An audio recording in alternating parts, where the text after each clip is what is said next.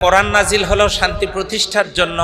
সব কিছু ঠিকঠাক থাকলেও কেন সমাজ শৃঙ্খলিত হচ্ছে না, পাপমুক্ত হচ্ছে না, দুর্নীতিমুক্ত হচ্ছে না? কারণ একটাই, কোরআন যে জায়গায় যাওয়া দরকার সেই জায়গায় আমরা কোরআনকে পাঠাতে পারিনি।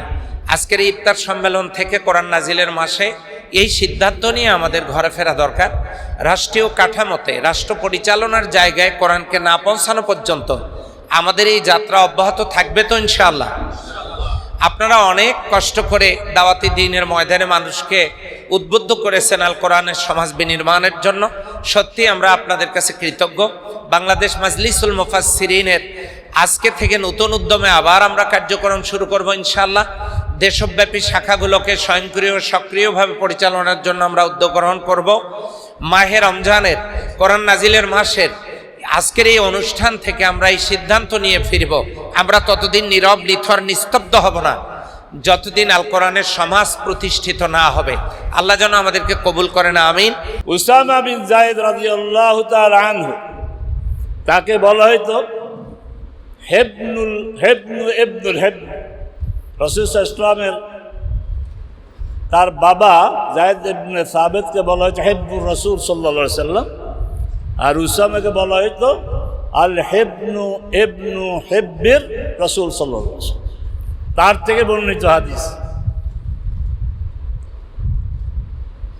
ইউতা বির রাজুল ইয়াউমাল কিয়ামাতি সুম্মা ইউলকা ফিন নার ফাতানদালিকু আকতাবু বাতনিহি ফায়াদুরু বিহা কামা ইয়াদুরুল হিমালু হাওলার রাহা فيجتمع عليه أهل النار ويقولون يا فلان أما كنت تأمرنا بالمعروف وتنهانا عن المنكر؟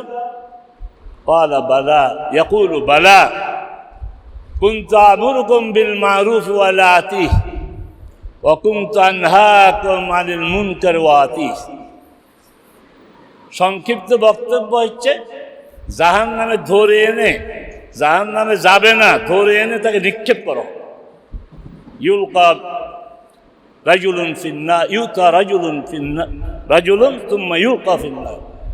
নাড়ি বুড়ে বেরিয়ে যাবে, এই নাড়ি বুড়ি নিয়েই জাহান নামে ঘুরতে থাকবে। লোকজন একত্রিত হয়ে বলবে, লোকজন মানে জাহান নামে, তুমি তো সেই ব্যক্তি, আমাদেরকে কান্দে এসো, হাসে এসো, রাত জেগে ঘন্টার পর ঘন্টা ওয়াজ করেছো, ভালো কাজের আদেশ করেছো, মন্দ কাজ থেকে নিষেধ করেছো।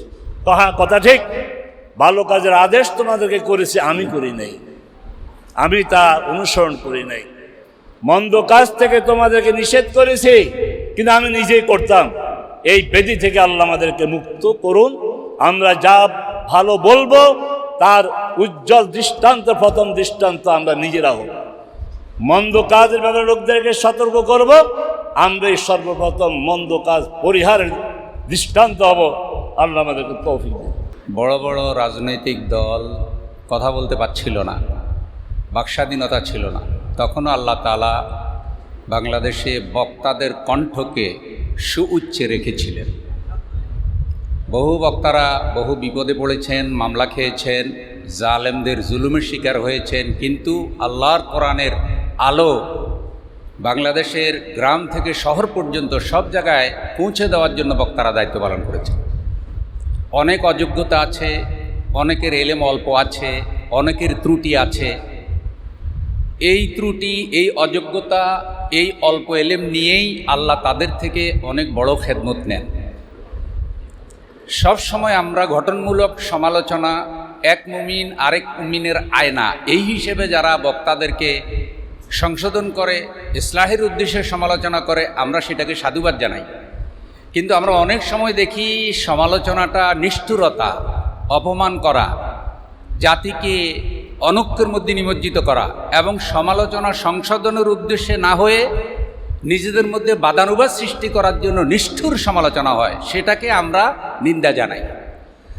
বাংলাদেশ মাজলিসুল মুফাসসিরিন এখন শুধু মাঠে নাই, আলহামদুলিল্লাহ বাংলাদেশ মাজলিসুল মুফাসসিরিনের বিভিন্ন পর্যায়ে দায়িত্ব পালন করেন এমন প্রায় 6 জন সংসদ সদস্য নির্বাচিত হয়েছেন।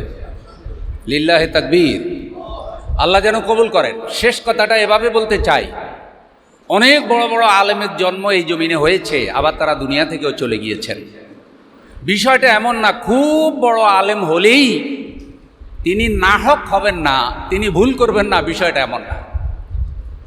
অনেক বড় আলেম হলেই যে জাতির জন্য অনেক বড় খেদমত করতে পারেন, বিষয়টা এমন না। আল্লাহ কার থেকে কতটুকু খেদমত নেবেন সেটা আল্লাহ তাআলার বাছাই। আমাদের এলেম অল্প হোক আর বেশি হোক, আমরা আল্লাহর কাছে এটাই চাই, আল্লাহ যেন তার মকবুল বান্দাদের মধ্যে আমাদেরকে শামিল করেন। মজলিস মুফাসসিরিনের সাথে সারা বাংলাদেশে যারা আছেন, তারা এই মজলিসকে জনগণের আশা আকাঙ্ক্ষার প্রতীক এবং সারা বাংলাদেশের আলেমদেরকে ঐক্যবদ্ধ করার প্রতীক এবং কোরআনুল কারীমের আলো বাংলাদেশের বিভিন্ন জায়গায় ছড়িয়ে দেওয়ার কাফেলা হিসাবে কবুল করুক। আল্লামা দেলোয়ার হোসেন সাঈদী রহমতুল্লাহ আলাই সহ, আমাদের মাওলানা লুৎফুর রহমান রহমতুল্লাহ আলাই সহ যেসব আলেমরা দুনিয়া থেকে চলে গেছেন, আল্লাহ তাদের কবরকে জান্নাত বানায় দিন। আমাদের রাহবাররা যারা আছেন, তারা আমাদেরকে যেন সবসময় গঠনমূলক পরামর্শ দিতে পারেন, সেই প্রত্যাশায় শেষ করছি। আসসালামু আলাইকুম রহমতুল্লাহ। আসসালামু আলাইকুম রহমতুল্লাহ। আউযু বিল্লাহি মিনাশ শাইতানির রাজিম। বিসমিল্লাহির রহমানির রহিম। বাংলাদেশ মাজলিসুল মুফাসসিরিন কর্তৃক আয়োজিত আজকের এই জাতির শীর্ষ সন্তানদেরকে নিয়ে ইফতার মাহফিলের সম্মানিত সভাপতি, মহতরাম প্রধান অতিথি, মঞ্চে উপবিষ্ট নেতৃবৃন্দ, সম্মানিত ওলামা একরাম, আসসালামু আলাইকুম রহমতুল্লাহ। সম্মানিত দাঈ ভাইরা, বিগত ফ্যাসিস্ট আমলে ময়দানে সত্য কথা বলার জন্য, সঠিক কথা বলার জন্য সবচেয়ে বেশি যারা নিগৃহীত হয়েছেন, নাজেহাল হয়েছেন ফ্যাসিস্ট কর্তৃক, সেগুলো আপনার সম্মানিত মুফাসসিরে কোরআন।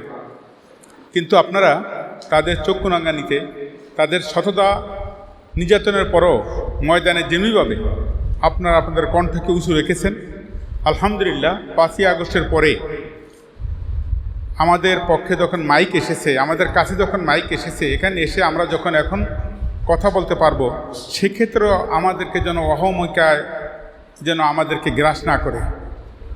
যে গাছের ফল তো যত বেশি, সেই গাছের ডালাগুলো তত বেশি নিচের দিকে নামানো থাকে। সুতরাং ময়দান আমাদের ব্যাপারে, এখন আমাকে কে কি বলবে, এই ধরনের অহমিকা অহংকার যেন আমাদের সম্মানিত মুফাসসিরদের না আসে। অত্যন্ত শালীন ভাষায়, সুন্দর ভাষায় আমরা ময়দানে অতীতের মতো আমাদের ভূমিকা পালন করব, এই আশাবাদ ব্যক্ত করি আমি আমার সংক্ষিপ্ত বক্তব্য শেষ করছি। আসসালামু আলাইকুম রহমতুল্লাহি ওয়া বারাকাতুহু।